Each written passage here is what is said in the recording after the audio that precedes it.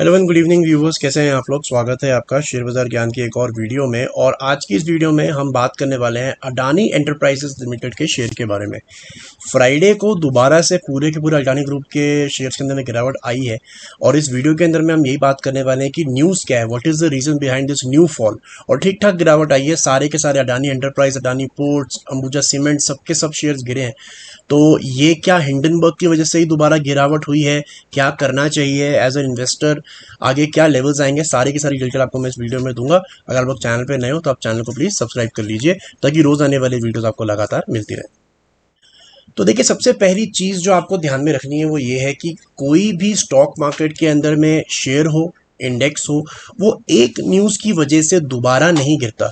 जैसा हमारे को पता है कि जनवरी फरवरी के अंदर में हिंडनबर्ग का जब से रिपोर्ट आया था तब से अडानी के सारे शेयर्स के अंदर में एक फॉल देखने को मिला था, जिसके अंदर में उन्होंने मिसयूज़ ऑफ कैपिटल और इलीगल तरीके से अपने शेयर के प्राइसेस को पंप करने का आरोप जो है अडानी के ऊपर में लगाया था, अडानी के स्टॉक्स पे लगाया था। और तब अडानी इंटरप्राइज का जो शेयर है वो 43-4400 से नीचे की तरफ 1200 रुपये तक आ गया था। और उसके बाद में दोबारा से इस हफ्ते हमारे को गिरावट देखने को मिली है। उसके पीछे क्या कारण है? तो देखिए, खबर हिंडनबर्ग से रिलेटेड है लेकिन नॉट हिंडनबर्ग एग्जैक्टली। अगर हिंडनबर्ग का ही रिपोर्ट दोबारा आता या हिंडनबर्ग की रिपोर्ट से कुछ होता तो ये शेयर नहीं गिरता। कभी भी एक न्यूज़ की वजह से दो बार मार्केट नहीं गिरती। तो what is this time the thing is, जो यूएस की जैसे हमारे यहाँ सेबी है, वैसे यूएस के अंदर में सिक्योरिटीज़ एंड एक्सचेंज कमीशन है जिसको एसईसी कहा जाता है। एसईसी ने एक इन्वेस्टिगेशन लॉन्च किया है अडानी के जो उनका जवाब था। एक तो हिंडनबर्ग का रिसर्च का एलिगेशन था, उसके जवाब में जो अडानी कंपनी ने जो जो चीज़ें कही थी, जो उनके लिए जवाब दिए थे, उसका जो है इन्वेस्टिगेशन यूएस का एक एसईसी जो डिपार्टमेंट है वो करना शुरू कर दिया है। और इसी के डर से जो है मार्केट के अंदर में सेल ऑफ देखने को मिला है।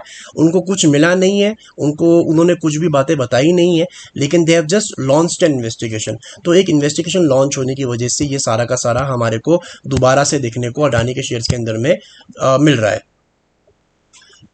तो यहाँ पे हम देख सकते हैं कि अडानी का जो शेयर है, अडानी इंटरप्राइज की हम बात करें, 11% इस हफ्ते जो है फिसल गया है। अब आगे क्या करना है?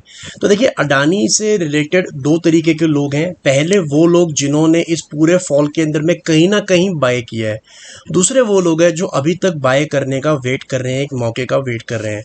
तो देखिए, पहले लोगों को मैं एड्रेस करूंगा जिन्होंने इस पूरे फॉल के अंदर में बाय किया है। According to me the perfect level to buy Adani was over here. यहाँ पे क्या देखने को हमारे को मिलता है कि ग्रीन कैंडल एक रेड कैंडल को ऊपर की तरफ में ओवरटेक करती है, क्लोजिंग देती है रेड कैंडल के हाई के ऊपर। So that is the first bullish sign, या फिर आप बोल सकते हो कि गिरावट खत्म होने का साइन पहली बारी वहां पे दिखता है। इस हफ्ते क्या हुआ है कि जब से ये ग्रीन कैंडल और रेड कैंडल का जो है ओवरटेक हुआ है, एक बाय सिग्नल, एक फ्लिप जिसको बोला जाता है, वो हुआ है। उसके बाद first time a red candle has done the same to a green candle, नीचे की तरफ तोड़ के बंद हुआ है पहली बार। एंटायर ये फरवरी से लेके अभी जून, हम 25 जून चल रहा है, पहली बार हमारे को ये देखने को मिला है। तो what is the first reaction? मेरा पहला रिएक्शन ये है कि यहाँ से एक थोड़ा सा गिरावट और बढ़ सकती है। कहाँ तक गिरेगा शेयर? मेरे को नहीं लगता है कि किसी भी एंगल से ये फरवरी के लोज को टच भी करेगा, उसके आसपास भी आएगा, लेकिन थोड़ा सा फॉल यहाँ पे आ सकता है। What is the level that I think Adani enterprise के अंदर में एज अ सपोर्ट काम करेगा? तो वो लेवल मेरे को लगता है कि 1600 रुपये, 1600 से नीचे का अडानी एंटरप्राइज में नहीं देखता हूँ। तो यहाँ से 10-20% और गिर सकता है, लेकिन मेरे को लगता है कि शायद वो भी ना हो, बिकॉज ये न्यूज़ कोई इतनी बड़ी है ही नहीं। सो इसके लिए मैं डेली चार्ट्स के जो सपोर्ट लेवल्स है उनकी बात करना चाहूँगा, ना कि वीकली चार्ट्स की। तो डेली चार्ट्स के ऊपर में मेरे को जो सपोर्ट नज़र आता है अडानी के अंदर में, दैट इज़ 1875, 1875। अब देखिए, इसके अंदर में जब ऐसी कोई खबर आती है, जब कोई आउटर न्यूज़ की वजह से स्टॉक पे इम्पैक्ट पड़ता है, तब आपको एग्जैक्टली ये बताना बड़ा मुश्किल हो जाता है कि शेयर कहाँ जाके रुकेगा या फिर ये गिरावट कहाँ जाके रुकेगी। चार्ट्स जो है वो इतने स्ट्रांग नहीं है, लेकिन जैसा मैंने बताया कि किसी भी एंगल से ऐसा नहीं लगता है कि ये फरवरी के लोज को टच करेगा।